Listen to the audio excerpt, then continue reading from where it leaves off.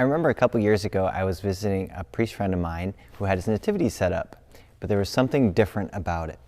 In the place where you expect the baby Jesus, there was a crucifix. And to be honest, I didn't like it. That's not where Jesus on the cross goes, this is where the baby Jesus goes. But the more I thought about it over the years, the more I've come to realize that the different parts of the nativity scene all point us to the reality of who Jesus is. So I would like to do something a little bit different today and the next day with our readings that we have, and talk about the different symbolism of the nativity scene and how it points us to Christ's sacrifice on the cross and who Christ really is. So in this first part, we're going to look at the animals and the symbolism that we find in the animals of the nativity scene. Now, if you look at the gospel stories, they don't really talk a whole lot about animals, but there are sort of those staple animals that every nativity scene has.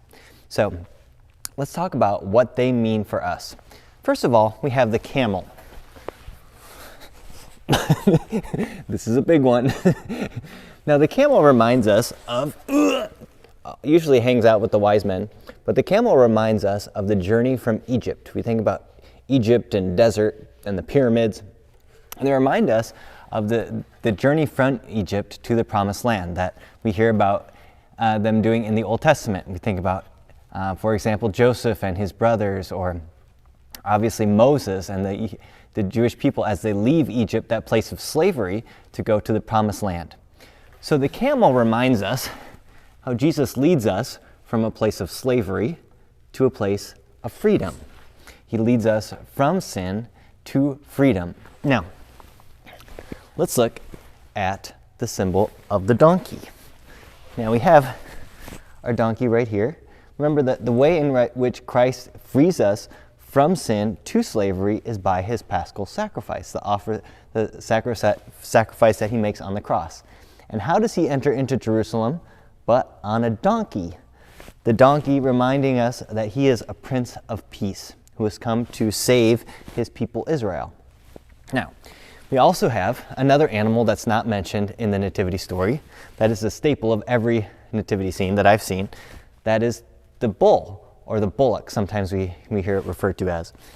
Now, the bull was an animal that was sacrificed in the temple on account of sin.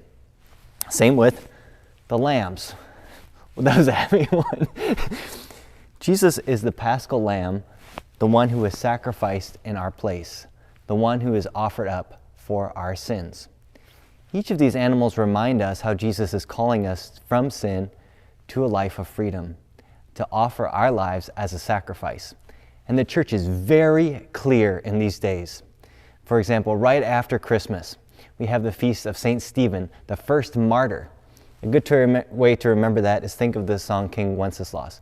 Good King Wenceslas went out on the feast of Stephen. The day after Christmas, the church is reminding us of the first martyr of the faith. Then, to yesterday, on December 28th, we had the Feast of the Holy Innocents, that those children who were killed by the notorious and horrific act of King Herod as he looked for the baby Jesus. These innocent children who were grieved, who were killed, their mothers and families just grieved by the loss of these children. And then tomorrow we will hear about the feast of Thomas Becket, who is one who was a bishop who refused to go along with what the king was saying at the time and was martyred in his own cathedral in Canterbury. The church is very clear in reminding us in these days that this has consequences, that Christ coming into our world demands something from us. I think it's very telling that the world around us, even Christian music stations, as soon as December 26th comes, no more Christmas. Because I think we like the idea of a baby Jesus, we don't like the idea that it demands something from us.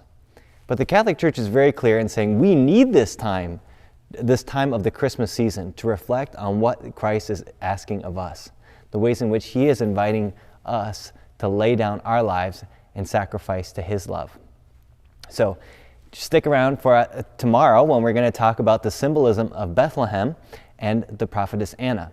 But today, let's stick with this image of Simeon, and who says in our gospel today, "A sword of sorrow will pierce your heart." How is God inviting you during this Christmas season to let your heart be pierced, to sacrifice something, to offer up something for this great King who came to save us? If you like this video, I invite you to please click subscribe below and help us spread the good news of Jesus Christ. God bless and Merry Christmas.